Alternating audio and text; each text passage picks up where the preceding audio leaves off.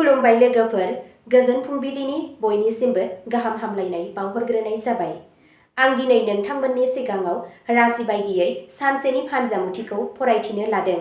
आसा खालामो नोंथांमोना भिडिअखौ नायना मोजां मोनगोन। दिनै 10 सेप्तेम्बर 2025 मायथाइ एबा 24 भाद्र दान 1432 मायथाइ। गिबियावनो दङ मेष राशि। दिनै नोंथांनि थुलुंगाखांनाय आरो गोसोआ गोजौ जागोन। खामानि थिलियाव गोदान खाबुफोर फैगोन आरो नोंथांनि खस्थ'नि फिथाइ मोनगोन। फालांगियाव मुलाम्फा जानायनि नेरसोन दं। नखर आरो रमान्टिक सोमोन्दोआव गोरोबलायनाया सोलिगोन। फरायसाफोरा फरायनायाव जाफुंसार जानायनि मोजां खाबु दं। सावस्रिया मोजाङै थागोन। नोंथाङा लोगोफोर आरो समाजारि सोमोन्दोजों खुसि मोनगोन। नोंथांनि दिनैनि खाफालगोनां दिगआ जादों खोला सानजा, खाफालगोनां अनजिमाया जादों 4 आरो खाफालगोनां गाबआ जादों खमला गाब। वृषभ राशि। दिनै सहायनाय थानाया नोंथांनि थाखाय मुलाम्फा गोनां जागोन। नोंथाङा खामानि थिलियाव लोगोफोरनिफ्राय मदद मोनगोन। फालांगिनि मुलाम्फाया लासै लासै बांगोन। नखरारि जिउआव गोरोबलायनायखौ लाखि। फरायसाफोरा फरायनायाव जाफुंसार जानायनि मोजां खाबु दं। सावस्रिनि फारसे गोसो हो। रांखान्थियारि बिथिङाव बिथांखि लानाया मुलाम्फा गोनां जागोन। लोगोफोर आरो नखरजों सम हगारनाया नोंथांनि गोसोखौ खुसि लाखिगोन। नोंथांनि दिनैनि खाफालगोनां दिगआ जादों सा सोनाब, खाफालगोनां अनजिमाया जादों 6 आरो खाफालगोनां गाबआ जादों गोमो गाब। मिथुन राशि। दिनै गोदान सानस्रि आरो मोजां सोलायनाया नोंथांनि थाखाय मुलाम्फा गोनां जागोन।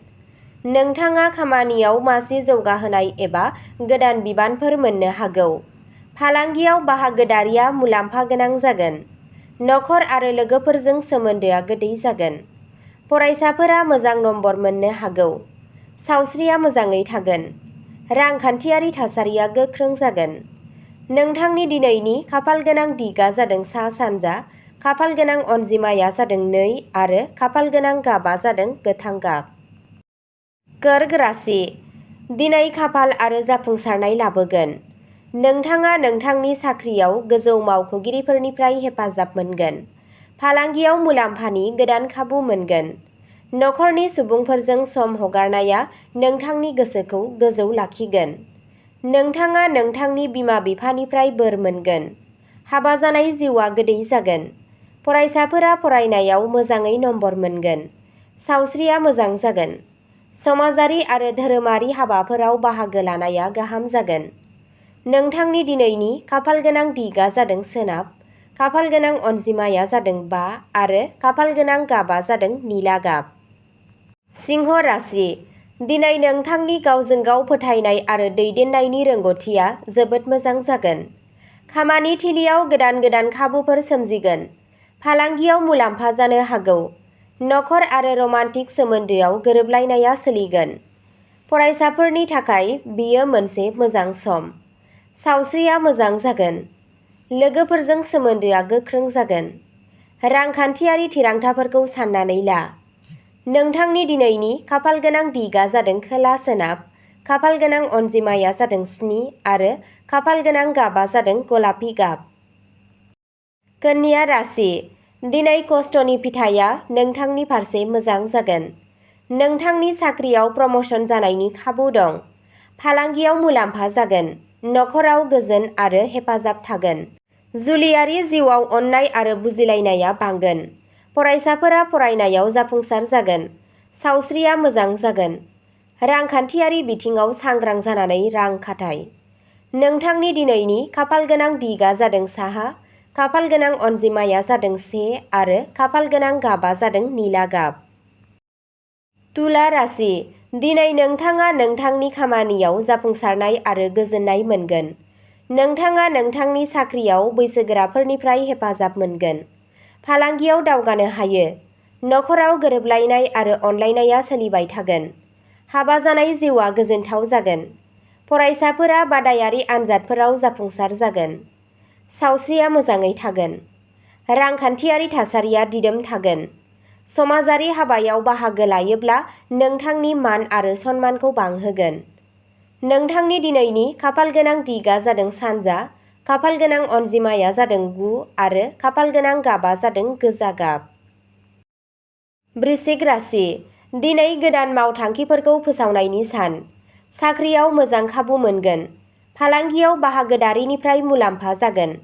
नखराव गोजोन आरो गोरोबलायनाया थागोन। जुलियारि जिउआ गोदै जागोन। फरायसाफोरा फरायनायाव जाफुंसार जागोन। सावस्रिया मोजां जागोन।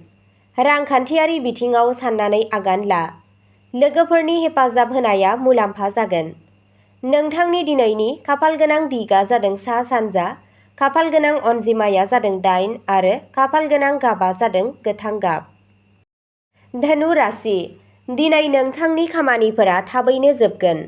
नोंथांनि साख्रियाव प्रम'शन जानायनि खाबु दं।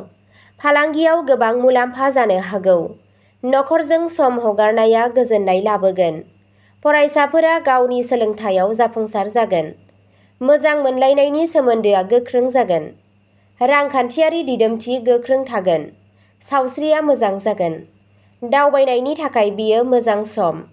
नोंथांनि दिनैनि खाफाल गोनां दिगा जादों सोनाब, खाफाल गोनां अनजिमाया जादों 5 आरो खाफाल गोनां गाबा जादों फान्थाव गाब। मकर राशि, दिनै नोंथाङा खस्थ'नि फिथाइखौ मोनगोन। नोंथांनि साख्रियाव प्रम'शन जानायनि खाबु दं। फालांगियाव मुलाम्फा जानो हागौ। नखराव गोजोन थागोन। नोंथाङा नोंथांनि जिउ लोगोरिनिफ्राय हेफाजाब मोनगोन। फरायसाफोरा मोजां फिथाइ मोनगोन। रांखान्थियारि थासारिया सरासनस्रा थागोन। सावस्रिया मोजां जागोन। समाजारि आरो नखरारि बिबानफोरनि गेजेराव समानथि लाखि। नोंथांनि दिनैनि खाफाल गोनां दिगा जादों साहा, खाफाल गोनां अनजिमाया जादों 3 आरो खाफाल गोनां गाबा जादों गोथां गाब। कुम्भ राशि, दिनैनि साना मुलाम्फा, सुखु आरो गोदान खाबुफोर लानानै फैगोन। नोंथाङा नोंथांनि साख्रियाव जाफुंसार जागोन। फालांगियाव गोदान बिथांखिफोरा मुलाम्फा गोनां जागोन। नखराव गोरोबलायनाय आरो अनलायनाया बांगोन। मोजां मोनलायनायनि सोमोन्दोआव खाथि थागोन। फरायसाफोरा बादायलायनायाव जाफुंसार जागोन। सावस्रिया मोजाङै थागोन। रांखान्थियारि बिथिङाव साननानै थिरांथा ला। नोंथांनि दिनैनि खाफाल गोनां दिगा जादों खोला सानजा, खाफाल गोनां अनजिमाया जादों 2 आरो खाफाल गोनां गाबा जादों खमला गाब। मीन राशि, दिनै गोदान खाबुफोर आरो जाफुंसारनाय लाबोगोन। साख्रियाव खस्थ' खालामनाया फिथाइ होगोन। फालांगियाव मोजां मुलाम्फा जानो हागौ। नखराव गोजोन आरो गोरोबलायनाय थागोन। फरायसाफोरा सोलोंथायाव जाफुंसार जागोन। हाबा जानाय जिउआ गोजोनथाव जागोन। रांखान्थियारि थासारिया मोजां जागोन। सावस्रिया मोजां थागोन। दावबायनाय आरो समाजारि सोमोन्दोनि थाखाय बेयो मोनसे मोजां सम। नोंथांनि दिनैनि खाफाल गोनां दिगा जादों सा सोनाब, खाफाल गोनां अनजिमाया जादों 7 आरो खाफाल गोनां गाबा जादों अख्रांनि निला गाब। अब्ला दिनैनि राशि फरायथिनाया एसेनोसै आरो बेजों लोगोसेनो नोंथांमोनहा सानफ्रोमबो फुंबिलि समाव सानसेनि फानजामुथि नायनो मोजां मोनोब्ला सानसेनि फानजामुथिनि आपडेट मोननो थाखाय चेनेलखौ साबस्क्राइब खालामनानै लादो आरो भिडिअखौ मोजां मोनदोंब्ला अन्नानै लाइक, शेयार आरो कमेन्टबो खालामनानै होलांब्लानो जाबाय। गोजोन्थों।